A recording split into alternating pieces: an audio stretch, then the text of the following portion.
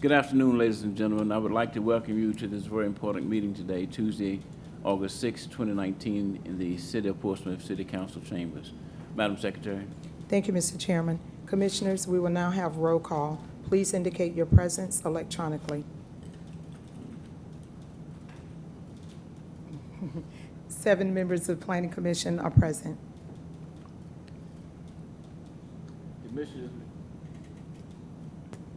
Commissioners, before you are the minutes of the July 2nd, 2019 public hearing. If there aren't any changes, we'll need a motion. Commissioner Thaxton. I make a motion to accept.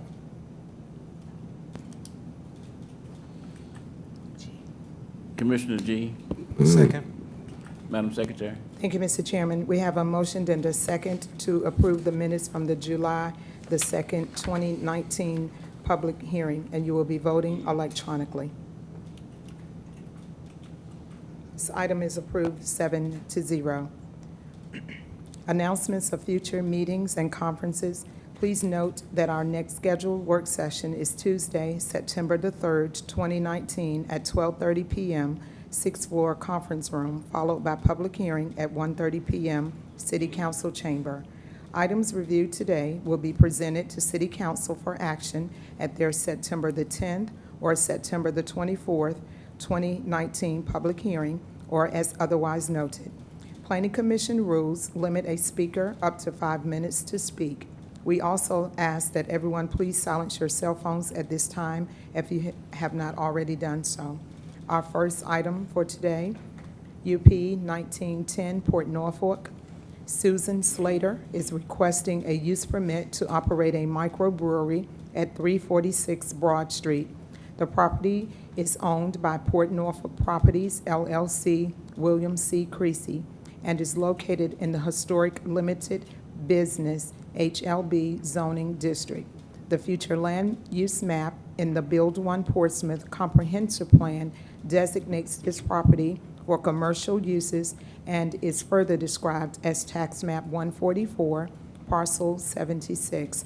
Our staff coordinator is Jonathan Hartley. Afterwards, the applicant or representative for this item will please come forward and present your application at that time.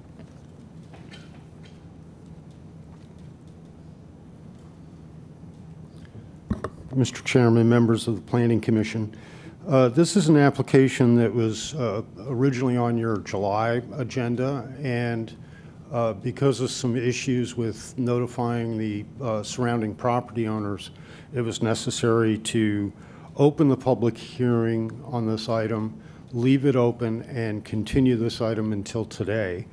So that's why it's before you again for the second time. Again, that was because of some issues with the notification of the surrounding property owners. This is a proposal for a microbrewery in a commercial building that was built in 1941, I believe. And the applicant is here, and I'm going to let him explain the details of the project and answer any questions. The one thing I did want to point out is that because this item was tabled because of notification issues, we have been able to get this placed on the August 13th City Council agenda, which is actually next week. And that would be the first reading, and the second reading would be on August 27th. So if you're interested in this application, you should note those changes. With that, I'll let the applicant come up unless there are any questions from any of the members.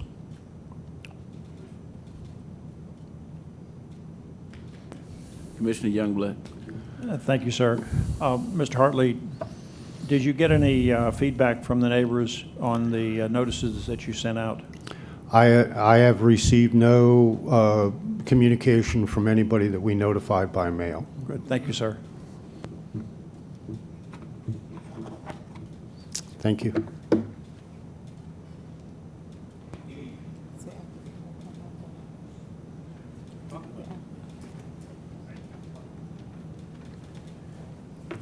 Hello, thank you for having me here again. My name is Chris Slater. I've been in Port Norfolk about 15 years, about a block and a half away from this property that we're proposing here. I'm a high school teacher. I've been teaching for 20 years. I've been brewing for about 10 years. My wife's working part-time at an IT company. She's Susan Slater. She's the other one. She should be here in a few minutes, but she had work. We've been walking around our neighborhood, and we love our neighbors, and they have great people over there in Port Norfolk out walking dogs, and just, they always have kind words, and they're friendly people. And we wanted to just kind of create a space where had a low bar of entry so that our neighbors could stop, hang out, meet the rest of the neighbors, kind of make a central hub for our neighborhood to have events from, such as our zombie run and our porch crawl that we do. We could, offer our space as kind of a kickoff point. But we've seen this place, one of the things that I loved about Port Norfolk when I moved in there was all the cool little shops that were down there. We had a bookstore and 2 coffee shops at one point, and a bakery and a bunch of eateries. And since the bypass went through, everything kind of fell. It kind of slipped down.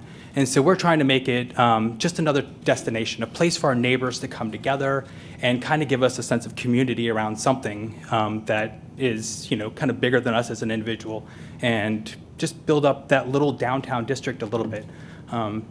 It just seemed like a neat place, a neat space, and we've been talking on social media and in person to some of the neighbors out there, and we've gotten very positive responses. People are very excited about seeing this in that space and offered their patronage to come. It's going to be a kid-friendly, dog-friendly, bike-friendly space. We want it to be, open for everybody, just a space where people can come, sit down, have a drink, play some board games, do some work, have meetings there. Kind of think of it like a coffee house that just serves beer. So it's kind of just a very casual environment. If you've been to any of the local breweries, you'll know what I'm talking about. It's a very comfortable place. And so we just want to kind of instill some of that into our neighborhood because our neighbors are so comfortable and they're such good-hearted people. We want them to have a zone or a place to do that. Some of the things that were brought up at the last meeting that I'd like to address is one of the things was trash. We're going to have far less refuge than a conventional restaurant would. I'm only planning on brewing once a week, so we will have something equivalent to like 3 55-gallon trash cans per batch that I would brew in one day, and either recycle or give away to farmers or chicken raisers or gardeners that they can use for compost or to feed their livestock. And if not enough of the product goes away that way, then I will dispose of it through this normal business refuse means. That was something that was brought up at the last one. The biggest thing, though, has been parking. Parking is kind of a scary moment down there. With our zoning laws, with the zoning that we have, it says that I need 7 spaces. I need to be able to claim 7 spaces, I guess how it's looked at. For the main part of the brewery. And if we expand into the second half of it, we'd need something close to 10 spaces. Well, on Detroit Street alone, there are near 30 spaces that don't have any houses associated with them. And on our side of the brewery, on our side of the street where the brewery would be, there are about 24 spaces between the church at one end and the rec center at the other end that aren't in front of houses. I plan on putting a large, very apparent sign in the window encouraging our patrons to park on Detroit Street, and at the very least not park in front of our neighbors' yards. It says, we love our neighbors, please don't park in front of their houses. I know it can't stop everybody, but I like to think that most people are good, and they might not move the first time, but when they come back, they'll remember that, and they'll park somewhere else. And I'm hoping that that'll help to kind of alleviate some of the stress that might occur from our neighbors. We plan on keeping our hours relatively small. We'll be opening at 4. We're not expecting large crowds until after 6. We're going to be closing near 10. Last call at 9:30, so things will be kind of cutting out early so that it's kind of it's a working man's place, where they come in and they have a pint, they go home, and they get up for work the next day. This isn't a bar, it's more of a coffee shop. So it's much more casual, much more relaxed than some people might see in their heads. What else was there? We're planning on it's like 3 to 7 barrels is what we're looking for as our capacity size. We'll end up with like maybe 500 barrels in a year. It's about 1,500 gallons is what we're shooting for. By local means, it's a pretty small brewery, but we're planning on brewing interesting beers, fun beers, stuff you won't find most places. That's kind of our niche market is different. and because we have great neighbors and different neighbors, and so they'll like to have lots of different stuff. So that's what we're looking for. Commissioners, are there any questions for Mr. Slater? Commissioner Youngblood? Thank you, Mr. Chairman. Have you met with the Civic League? I went into the first Civic League meeting and to kind of see what it was. There weren't a lot of people there, and then as I was leaving, they said, we will not have another meeting for 3 months. And so as the meeting was closing, I found out that there wouldn't be any more meetings for the entire summer, so I haven't had a chance to meet with the Civic League about this topic. Have you canvassed the neighbors, say, across the street and directly around where you're talking about opening? Yes, we did a walk around, and all the neighbors that were home that came to the door and responded to us were very positive. Okay, thank you, sir. Sure. Commissioners, any additional questions for Mr. Slater?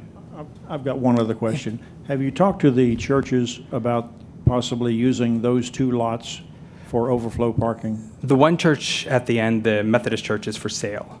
And so we don't have any contact with them. We did go to the Baptist church that's on the opposite corner. We did not get any contact with them.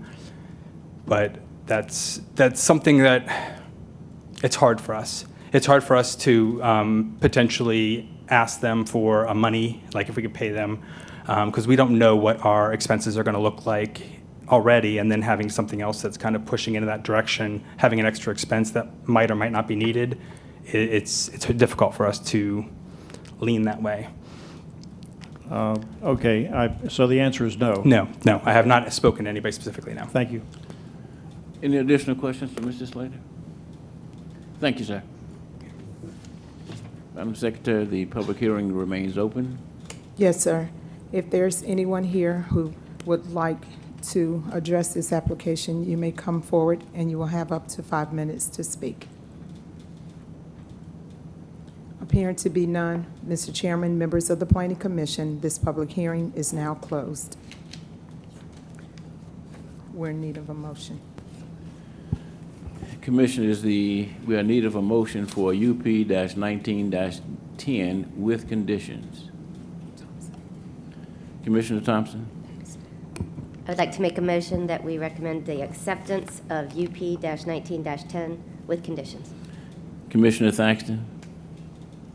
I'd like to second that approval. Madam Secretary? Thank you, Mr. Chairman. There's been we have a motion and a second to approve UP-19-10. You will be voting electronically with conditions. This item is approved 7-0 with conditions. Madam Secretary, I believe that concludes our business, our agenda for today. Is that correct? That is correct. Commissioners, would there be any further business? Mr. Baldwin, any further business? No, sir. Hearing none, this meeting is now adjourned.